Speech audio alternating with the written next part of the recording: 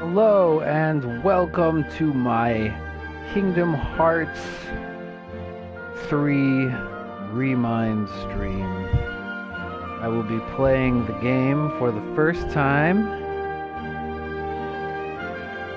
after waiting a year to see the complete ending of Kingdom Hearts 3. Very exciting.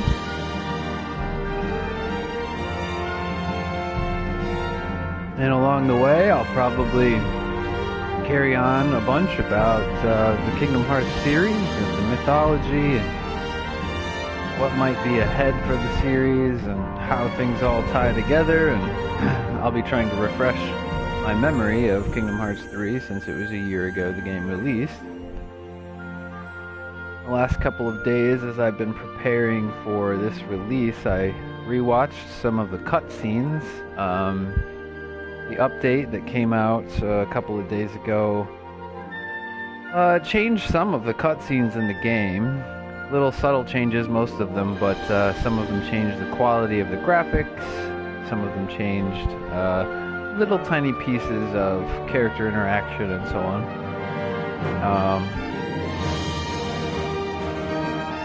And now Remind is going to take us back through final portion of the game, sort of seeing things from a different perspective. There's going to be lots of exciting things. There's in Remind, I've got the bigger edition of the DLC, which includes the Kingdom Hearts 3 concert. So I've been told that's like a 90-minute long, somewhere in there, 90 minutes or so of the concert. Lots of songs you can watch performed live and recorded, I believe, in Tokyo. And there is a new, pretty extensive photo mode, so some amazing memes have been coming out the last day and a half or so using the new photo mode. There are limit cut bosses now where you can fight all of the new Organization 13, which I think is built right into the story of the game. A free update for the game also includes now the Oathkeeper and Oblivion Keyblades. To obtain them, I actually don't remember what I did to get the Oathkeeper, but I do have that one. I know Oblivion requires you to beat the game on critical, which I have not done, so I don't have that Keyblade, but Oathkeeper looks pretty cool.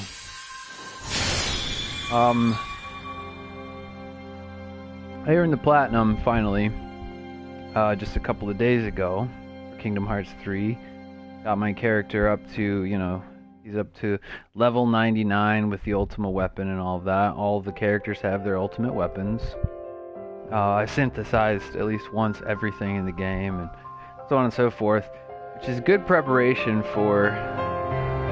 Oh, there's Kairi added into the main title screen, which is beautiful. So I think my Sora is hopefully pretty prepared for the challenges ahead, although I expect it to still be quite a test. All right. So it says to play Kingdom Hearts 3 Remind, go to the downloadable content from the title screen. When you select a new game to start playing, a premium menu will be added, allowing you to use features that will aid gameplay or provide additional challenges. Okay, so since I'm not going to be playing the entire game through from the beginning, just to explain for anyone considering purchasing this what that means, right after you, sort of in the opening of the game, when you're choosing the basic startup options, a new option has been added which allows you to either play in easy mode. There's lots of power-ups that you can choose to make the game easier in various ways. Things like one-hit kills and that. There's also sort of the pro mode where you can make various challenges for yourself, make the game harder, and in return you get some like a ranking. You get higher and higher ranking for the more challenging kind of game you play. So that's what that's all about. We're going to focus on the story DLC Remind portion of this bad boy. Go down to downloadable content. We've got 3 options here. We've got Remind, Slideshow, and Orchestra. Okay.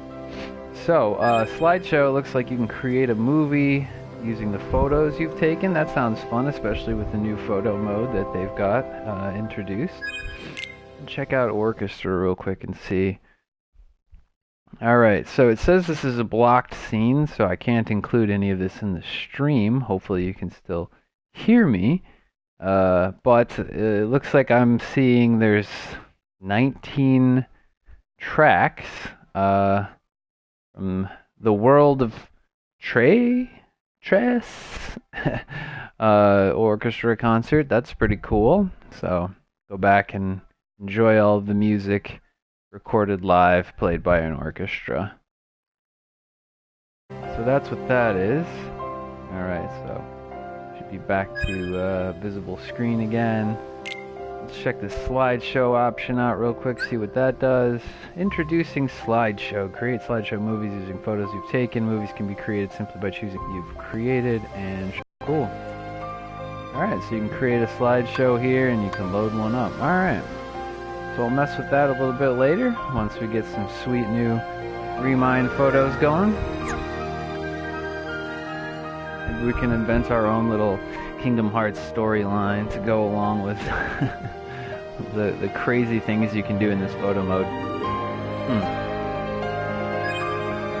So, feel free to skip forward a couple of minutes in this video if you don't want to hear me babble on for a couple more minutes about what I'm hoping for in this DLC, what I'm expecting, what I hope, my realistic hopes and things that I don't think I'll actually get to see, but would love to. So like I said, all I know so far is really this is a sort of rehashing of the end of the game from a different perspective. One of the things I've been thinking about quite a lot in Kingdom Hearts 3 is the relationship of some of the other games, especially Kingdom Hearts Union Cross, and how that story ties in. So one of the things I would love to see are some more clues as to what in the hell is going on between Union Cross and the rest of the series. It's very mysterious. Actually, just yesterday they announced a new game that's going to be coming out in spring of this year. The official title hasn't been released, but it's called the Xehanort Project, which sounds like it's a completely independent game from Union Cross. But we'll have to wait and see what that all means. But there's a lot of exciting things, like connections between Kingdom Hearts 3 and Union Cross, that I'm trying to understand a little bit better. Part of that is the relationship between the actual living original forms of some of the characters from the later series that we know of. Yeah, for example, we know that like Marluxia is one of the Union leaders right now in his human form as Lauriam, and there's a whole sort of subplot with his sister Strelitzia, and who we know now is his sister, how she might tie into things. And then there's the story of basically of Ephemera and Skulls, two of the kind of main Union leaders, and Ephemera actually shows up in Kingdom Hearts 3. You know what? Spoiler alert, if you haven't played all of Kingdom Hearts 3, you should probably stop this video. Probably shouldn't even have started it. But at a critical moment of the game, when sort of all hope is lost, Ephemera shows up and aids Sora. And then he brings in basically, I don't know, like the spirits of all of the Keyblade wielders of the past. Which is a pretty intense moment, especially if you've played any of, you know, Kingdom Hearts Key or Kingdom Hearts Unchained or Kingdom Hearts Union Cross, all sort of different iterations of basically the same game. But you know, you yourself kind of come in as a Keyblade wielder towards the end there and help Sora out if you've played those games. And so I don't know if you're like me and you're watching that scene, you're kind of looking for your own screen name, imagining that it could be amongst all of the various screen names that showed up to save the day. So that was cool. So Ephemera has already showed up to aid Sora, which is interesting. Because the Kingdom Hearts community has a theory that Skuld may also have traveled forward in time, like Ephemera may have done. In the Kingdom Hearts secret reports that you get for achieving tasks in Kingdom Hearts 3, you can see some interesting stuff. In fact, before I even jump right into Kingdom Hearts Remind, I want to take a quick look at those. Just so you can kind of see. I'm going to continue from the last save game that I have here, and again, I apologize to anybody who's just like, I just want to see Remind. But I want to talk a little bit about hopes for the future. It's possible some of these things will come up in Remind, so that'll be dope if that's the case. But I want to look real quick at the secret reports, who we think wrote them, who we think they're about. It's possible that Remind will not touch on any of that at all, and that is sort of a bunch of clues for future games. But in case it does end up paying off, since I, again, am playing for the Remind for the first time here, I'm going to take a quick look at those. So, yeah, let's go down to the Gummy phone here and go over to the secret reports. It looks like, yeah. There's 13 reports, right? Like the 13 Darknesses, the 13 members of Organization 13. And of course, by the way, for anyone who's been keeping up, there was the original Organization 13, which was a group of nobodies sort of organized by Xemnas. And the reason and the way that he picked them is interesting. He sort of chose... There's he himself, and then there's the 6 original apprentices of Ansem the Wise, and they formed the kind of core of the group. And then you have, let's see, there's those, I guess, 7, right? And then you have Axel and Saïx, who were both friends that kind of were sneaking into the castle at the time. They ended up joining the organization for a reason I'm about to talk about in a second here. So what is that? That gets us to 9. Something like that, right? And then, let's see. Members 9, 10, 11, and 12 are interesting because those 4 members... I don't know that Xemnas counts because I think it's the original 6 apprentices...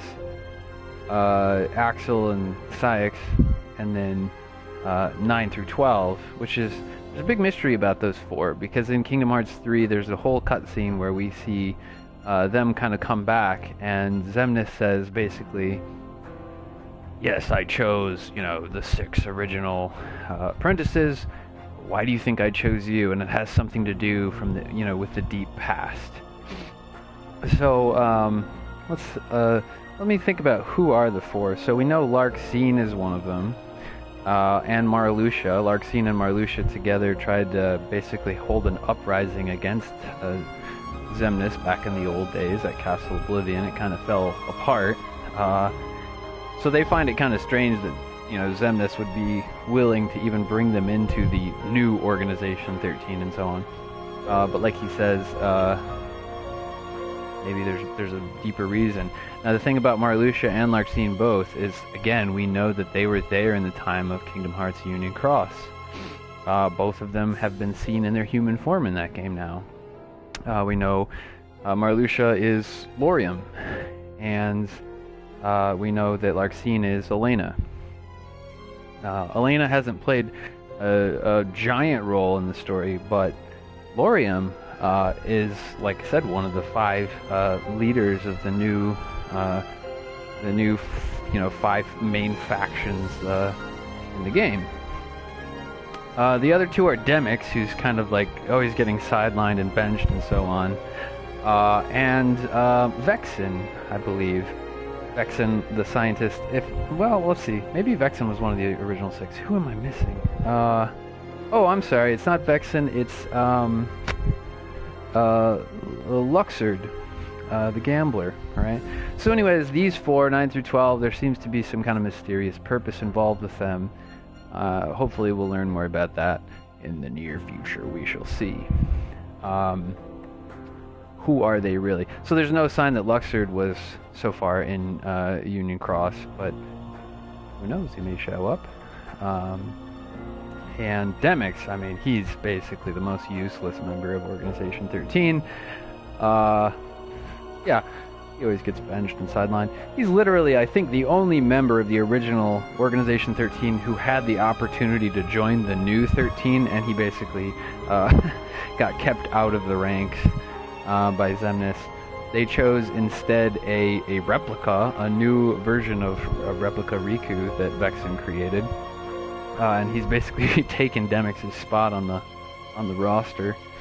A good majority of other characters in the original 13 have either gone over to the good side or, you know, are just not fighting, you know, for Xehanort anymore. So those spots have been replaced by various incarnations of Xehanort over the eons, sort of gathered through time traveling and, you know, using replicas and all kinds of wacky Kingdom Hearts magic. But but the 9 through 12, you know, 3 of those 4 are back in the organization now. Demyx, like I said, he's been benched, but Larxine's back, Marluxia's back, and Luxord's back, and we'll hopefully hear more about them. So anyways, on to these secret reports. So secret report number 1, let's dive right in. So I always like to scroll to the bottom and see if we can tell who wrote it. This one says unknown. This is an ongoing mystery for me. Am I alive? I awoke in a cell, alone until the researchers came with their tests and their prodding to uncover my identity. I had no answer to offer them. 4 friends and a key, that is the sum total of my memory. I could not even recall my name. I was simply called X there. My only solace was the time I spent talking with the 2 boys who would visit from time to time. One day a man came to take me from the prison. I could not see him for the darkness, save that he wore an eye patch. Even now, years on, I feel no closer to understanding who or what I am. May my heart be my guiding key. Now again, I'm not always as up to speed on the Kingdom Hearts lore as some of the other YouTubers out there, but my understanding is the most likely possibility of who this is, if it's not a character that we just don't know yet, is Skuld. The idea is that in the newest part of the storyline of Union Cross, there's a thing called the Ark, and the Ark is going to travel forward in time at some point in the future of the Union Cross game. And the Ark is going to possibly carry with it some of these key players, namely Ventus. Again, Ventus, one of the big wild reveals of Union Cross is that Ventus, in his human form, was also one of the 5 Union leaders, right, along with Lauriam, who became Marluxia. And that's pretty exciting. So, the theory is that Skuld maybe got separated from Ephemera. Ephemera ends up going to help Sora in Kingdom Hearts 3, and maybe Skuld sort of, I don't know, she fell out of the Ark at some point and ended up, you know, popping in around the Birth by Sleep time. And she's in a cell. There's researchers, they're doing tests on her, they're trying to figure out what she knows. It would make sense if it's her. One of the alternative proposals I've heard is that it's Ava, who is one of the original 5 main Guardians. But I like the idea of it being Skuld. She doesn't remember anything else except 4 friends and a key, okay? Now that doesn't help us decide whether it's Ava or Skuld. Either way, it's got to be probably one of the 2 of them. Skuld's 4 friends, you know, would be, let's see, Brain, Lauriam, Ephemera, and who am I missing? Ventus, right? So those are the 4 other leaders at the time of Union Cross right now. So, so yeah, she's being kept in a cell, and then there's 2 boys who would come visit from time to time, right? This is referenced several times in Kingdom Hearts 3. whenever Axel and Isa are talking, Isa being Saïx, right, in its human form, whenever they're talking, they have this memory of going to try to save this girl in a dungeon, and they would sneak into this castle and try to talk to her, try to learn more about her, and as we'll see, like, they actually joined the organization just in order to basically save her. And after all these years and becoming nobodies and all of this, like, they just can't even remember anything about her. And actually we see, Axel, back when he was Lee and Isa sort of walk by in Birth by Sleep and say hi to Ventus at one point. So we see them around the time that probably this was happening. So, Secret Report 2. Mark of Mastery Journal. Who's this one written by? Again, okay, so this one is by Xehanort. Xehanort writes, "Some days have passed since I set off on my journey to prepare for the Mark of Mastery examination. Ericus asked for leave to undertake the same pilgrimage, but apparently I am to be the first to tour the worlds written of in the old fairy tales.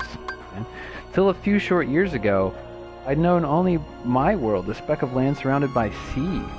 Okay, we've seen young Xehanort sort of standing on Destiny Islands going like, man, I wish I could see more of the world. He has this real thirst to get out of his confinement.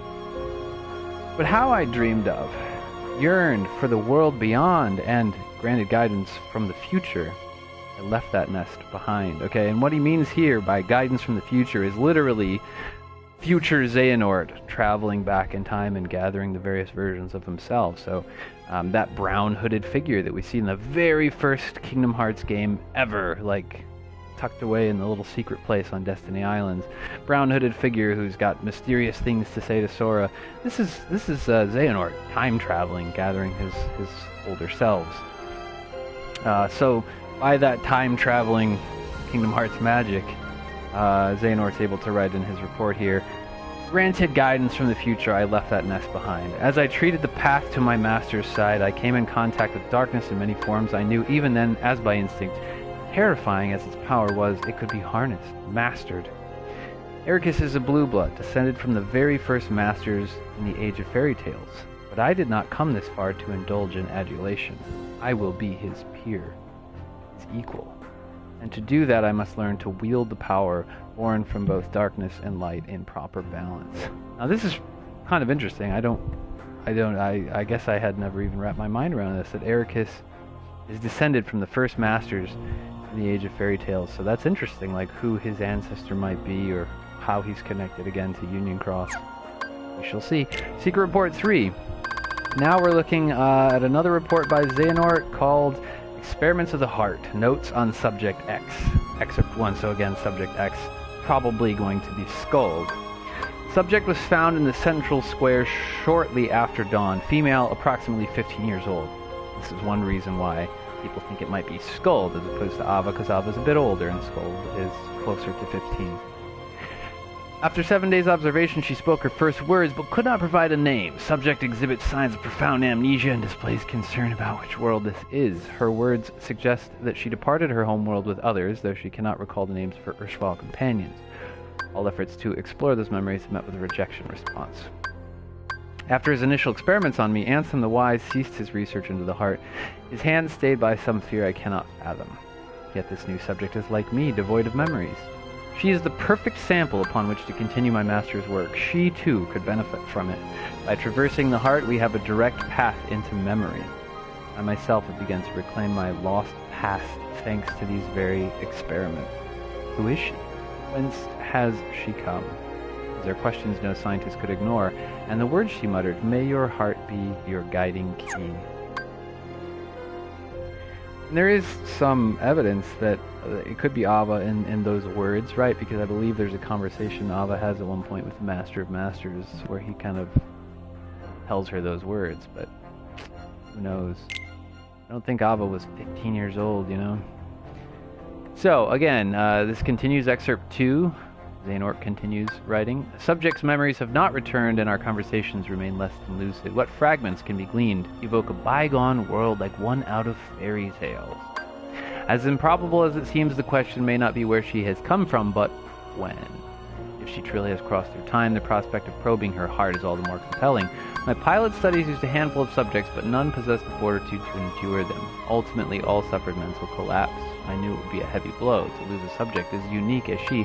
Upon discovering the tests I've been conducting, my master demanded that I cease my work immediately and destroy what research I've compiled. Worse still, he ordered the release of my remaining subjects. She is gone. What happened to Skuld? Where is Subject X now? Has wise Master Ansem hidden her away? Whatever the case, I will not be deterred. I will take her place as the first subject in the grand experiment to come. So it's possible that Skuld is still sort of floating around in the present, or whoever this mysterious girl is. And keep in mind, there is that star that is completely optional, but opens a cutscene that Sora can talk to after he dies, and he's sort of floating around in the ethereal realm. You can talk to Namine and so on, and people catch that, but a lot of people miss the other mysterious star you can talk to. Now, it may or may not have absolutely anything at all to do with Skuld. The star says something like, you know, she's waiting for somebody to come and find her, and his heart was, I think, taken over by darkness and stuff. So it's a really interesting cutscene. That character could be completely unrelated to this whole storyline with Skuld or Subject X or whatever. I believe Nomura said in an interview that, like, both characters, and he might have been differentiating between the two of them by saying that, like, both of them are characters that we already know and have encountered. So, you know, I mentioned earlier, maybe it's a character we've just never seen, but it sounds as if Nomura's indicating that, in fact, we do know these characters, which again leads us to the idea that, at least here, Subject X is Skuld or possibly Ava. Who the star is, anyone's guess? Okay, Secret Report 5. Now we're looking at some memoirs written by Saïx. Okay, again, blue-haired Saïx, Axel's best friend.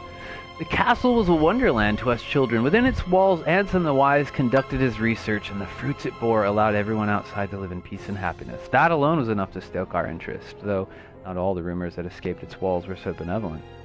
By night, the muffled sounds of human wails emerged. There was talk of dangerous human experimentation. Lee and I couldn't help but hatch a plot to steal inside and sate our curiosity. The two who stood guard at the gates were researchers themselves, though you wouldn't think it to see them, massive and barrel-chested as they were. And this is a reference to, again, 2 of the original 6 apprentices of Ansem the Wise. That'll be Zaldin and the other dude whose name I can never remember because he's barely in the game. But you know what I'm talking about, like the red-haired dude and the long black-haired dude. Zaldin and, shoot. Somebody watching this is like, oh, come on, you don't know his name. But, yeah, those 2 guys. And slipping past that duo was only the first hurdle. It proved one not easily cleared. We were found and tossed out on our ears time and again. On the day we finally secured our entry, we descended the long spiral stair at the heart of the castle to find a dark space below it lined with cages. There wasn't light enough to see if they were inhabited, and we were in no position to call out to any occupants within, yet we could feel it. Definite presence there in the black. Terror washed over us, and we immediately regretted coming, but just as we turned to flee, we heard the faintest of voices. The urge to run was nigh overpowering, but someone or something beckoned us on. He goes on. It was too dim to make out her features. We spoke to her in hushed whispers. Who was she? Why was she imprisoned here? She had no answers for us. Had no memories at all. She was an enigma. But I knew I wanted to help her. So we continued our infiltrations. Most of them stopped short at the castle gates. When we did manage our way inside, we spoke with her. That was all the comfort 2 children like us could offer. But Lee had other ideas. He was determined to free her. We slipped into the castle that day, knowing only that we wanted with all our hearts to save her. But we did not find her inside on that day or the next or any of our subsequent visits. You know, as Xehanort's report said, she's been taken away by Ansem the Wise, probably. Had she been moved? Had we simply imagined her?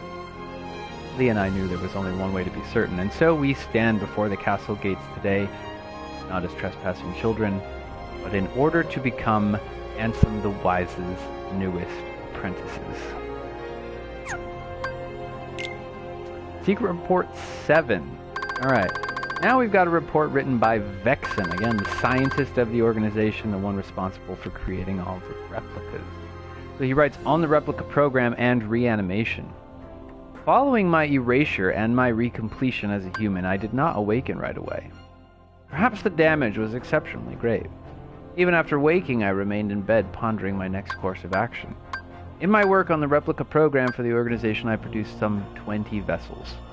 Most of the early results were failures, not one of them granted a number. The first success to emerge from that early lot was the Riku replica. Okay? Again, a reference to Kingdom Hearts' Chain of Memories. Subsequently, Shion, or Number 1, was essentially indistinguishable from a natural human, though she became unstable due to the influence of others. Yeah, Sora's memories creeping into her, for example.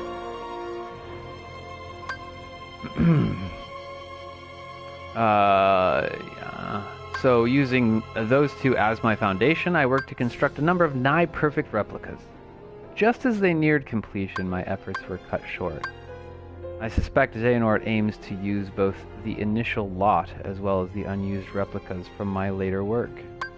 I arose today and decided to walk out to the square, my first outing in some time, yet my stroll was interrupted when a surprising visitor appeared with an unexpected offer. Though younger than me, he'd risen to become Xemnas' right hand. I accepted his terms and became a nobody once more. Easier to gain access to the old replica program that way. Whatever it takes to atone. So, it seems like a reference to, Xemnas' right hand is Xigbar, right? Who we now know is actually the right hand of the Master of Masters, Luxu.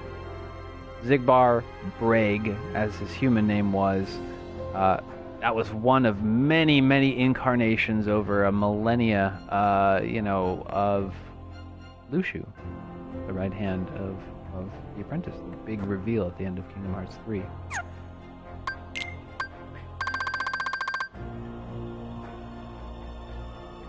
Alright, the next report's still by Vexen. The real organization, he said. Xehanort seeks to gather 12 vessels, which, together with his true actual self, he considers the real Organization 13. Now that he has the numbers he needs, Demyx and I are being treated as reserves. Several others who served Xemnas in the old organization have followed the same course as mine, electing to abandon their newly restored humanity and rejoin the real organization as nobodies, but not Xemnas. Xemnas cannot exist in the present because there is already a Xehanort here, the old man in charge.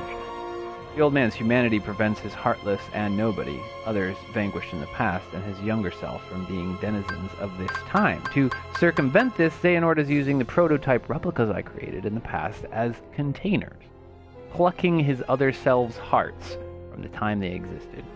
So again, brown-robed, mysterious Xehanort, time-traveling, going around, grabbing old versions of himself and making them alive using Vexen's replicas. Xehanort ordered me to refine the prototypes, to make them closer still to the real thing, perfecting my creations so they may house true flesh-and-blood humans, suits my own purposes as well. All that remains for my atonement is to devise a way to pass on as many of the vessels as I can to those who truly deserve them. Okay? This is a key plot point for how the hell did Naminé come back? It's all, Vexen's replicas, aided, of course, by Zexion, who's sort of taking over the role as the good scientist for Sora's team, with the two bodyguard folks, Xaldin and, the other guy, working with him and so on. And even Demyx got kind of pulled into this whole plot line, betraying the real organization. Secret Report 9, and this one is written by Ienzo. Okay, formerly known as a nobody, as Zexion, but Ienzo is now, again, the prime scientist working for the good guys. So he writes, the Ansem Code Conspectus Excerpt 1. I have poured over the data my master entrusted to Riku. Here I offer my preliminary conclusions. Within Sora's heart are 3 compartmentalized boxes, each containing the heart of another. One box holds Roxas.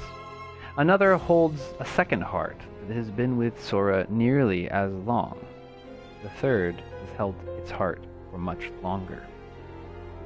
These hearts have melded with Sora's and no longer have voices of their own. Any attempt to mechanically extract them could prove as dire for Sora as what caused him to become a Heartless in the first place. Now, I know that there is a definite answer to the question of who these 3 are. There's Roxas, and another one is, of course, Xian. The third member, I don't know whether it's Ventus or whether it is, what am I trying to say?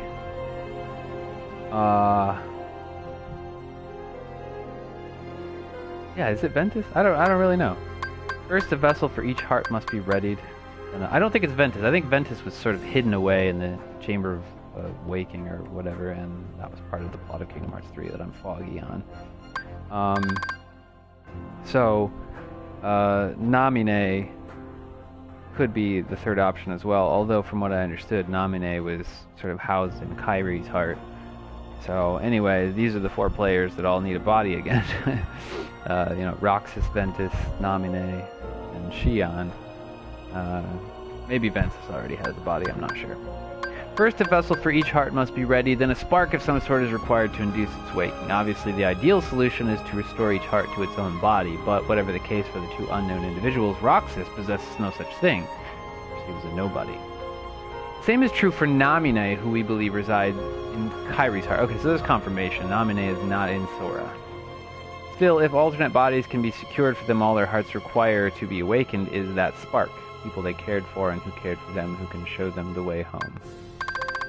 Complete and perfect digitalization of the heart is impossible. We can only hope to partially reconstruct it. Thus, I see no way forward but to extract the hearts we so desperately need directly from within Sora. Fortunately, the data stored in Twilight Town contains a near-perfect record of the memories of those who lived there.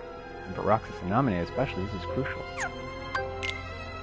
Secret Report 10. Again by Yenzo. Handsome Code Conspectus Excerpt 2. As for how to contain their hearts, the only conceivable option is the replicas. If we transfer in the digital memories from the Twilight Town archive, the replicas should be able to reconstruct each individual's human appearance with near-perfect results. And their hearts need only the right spark to wake them. They may find their way out of Sora, Kairi, and into those newly made bodies. The replica program was truly revolutionary, but it was incomplete at the time of the old organization's dissolution. Without Evan, how are we to further the research? We need at least 3 replicas, one for Roxas, one for Naminé, and one for the unknown stowaway within Sora's heart. These are difficult quandaries. Okay, so it sounds like from his report, he's not really saying that we need to find a body for Ventus, but that they knew that there was a third heart residing in him, and it makes sense because Ventus and Sora sort of merged at the time that Roxas was created. Sora basically kept Ventus from dying while Xehanort was experimenting on him cruelly. So Ventus, part of him has always resided in Sora, which is the reason that Sora's nobody, Roxas, looks like Ventus and not like him. So, anyways, you got Yenzo over here going like, well, we need at least 3 replicas. We need one for Roxas, we need one for Naminé, and we need one for Xian, who's been totally forgotten by everyone. These are difficult quandaries, but as I work through my master's data, I find myself remembering the taste of ice cream. When I was a boy, he would bring me some when we took walks together. There will be time to regret my betrayal later. For now, my focus must be on restoring Roxas and Naminé and proving my master had good intentions. Secret Report 11. This one is written by an unknown.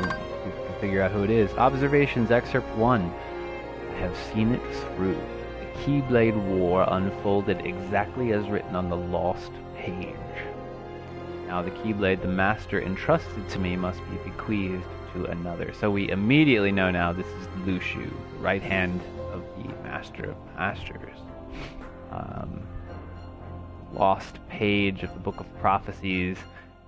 may or may not have said some things about how, Ava and Lushu fighting would start the Keyblade War, and that the Keyblade War would be totally unavoidable. I think that's the latest theory on everything that's on the Lost page. I'm sure there's more. Lushu was entrusted with the task of guarding that black box through, a millennia, and he had to sacrifice various bodies in order to do so. Guard that black box and hang on to Xehanort. Well, not Xehanort. Hang on to the Master of Masters Keyblade, which is got an eyeball in it, and that eyeball allows the Master to see all through time. Now, Lushu, or Xigbar, or Braig, whatever we want to call him, he says the Keyblade must be bequeathed to another. 5 Union leaders have been chosen from the surviving Dandelions. Okay, so the Dandelions, again, are Ava's group of Keyblade wielders that she was secretly creating, that she would send into a different universe, a different timeline, in order to survive after the Keyblade War and start afresh. Now, the 5 Union leaders that she selected originally, we had Ephemera, of course, Skuld, Ventus, Brain, and Marluxia. Now, originally she chose a girl named Strelitzia. Strelitzia was tragically murdered. Everyone's, been shedding tears over the murder of Strelitzia since that happened, and Brain sort of replaced her on the team, and nobody still to this day knows who the hell murdered Strelitzia. One of the coolest theories I've seen is that Ava herself murdered Strelitzia in her just like anger and horror at reading the lost. She didn't read the lost page from the Book of Prophecies, but Lushu basically told her what it said, and their blades smacking together caused this big giant force field to ring the bell and start the Keyblade War. So it's possible that Ava was just so... Anyways, that's one of the cooler theories, that she was so upset about that all that she was basically trying to spare Strelitzia from everything that was going to happen. Who knows? Who knows who killed Strelitzia? Anyways, the 5, Ventus, Brain, Marluxia, Ephemera, and Skuld. Okay? 5 Union leaders have been chosen from the surviving Dandelions. I will pass the Keyblade to one of them, and then continue watching the future unfold. Yet, it seems that someone has pulled the old switcheroo. One of the 5 is an imposter. Someone the Master did not choose. They represent a virus in the program he so carefully wrote. Interestingly enough, there is a line of dialogue that Brain says at one point in Union Cross, to the effect of, uses the word virus a couple times, I guess. This is what I've been told. So, the virus has begun a strange undertaking, a reckless plot to allow the 5 to escape into another world line. Surely such a thing can't be possible. We're talking about the same trick that allowed the Dandelions to transfer to other world lines after the Keyblade War. But these children are no masters. They haven't the means. Unless, of course, a certain lady of magic summoned here from the future knows more than I do. Yes, that would be Maleficent. Yes, and she's a big part of the Union Cross storyline right now. Maleficent is intimately linked to the Ark, the thing I mentioned that would travel forward in time and carry probably these 5 all forward, dispersing them apparently to various points throughout time, and saving Sora's ass at the end of Kingdom Hearts 3. Anyways, the whole Union Leader thing was supposed to be by the books. Are these new events just another phase in the Master's grand plan? Lushu. Secret Report 12, I believe, is by him, Lushu, as well. I'm going to keep calling him Lushu instead of Braig or Xigbar, but we all understand who he is. Even on a world line with no Keyblade War, peace is but a dream. In the absence of us and our master, a darkness arrived, one that shall surely lead the world to yet another demise. Amid the chaos, I bequeathed my Keyblade to one of the Union leaders, just as the master instructed. I watched as the 5 were sent to another world line at no small cost, ensuring the line of Keyblade wielders will live on. Now, Keybladeless, I must depart this land to fulfill my final task. This means casting my own body aside and sojourning my heart in vessel after vessel, as many as it takes. And that is why, ladies and gentlemen, Braig / Xigbar cannot wield the Keyblade, and he uses his crossbow, laser crossbow and all this stuff. And again, Xigbar / Braig is just one of many but bodies that he's apparently assumed over the years since he was once Lushu. Now, who he gave his Keyblade to is a big mystery to me, and I would love to hear some theories on what the hell happened there. Which of the 5 inherited the Keyblade of the Master of Masters? You know, is it Brain? Was it Ventus? Who is it? Nobody knows. Or maybe someone does. Comments. Someone put in the comments. Dude, just do it. Just spoil it for me. Just tell me what you think. But I will continue gazing upon each passing era, one into the next, in time, be it years or decades, centuries or millennia. I will meet the 5 once more.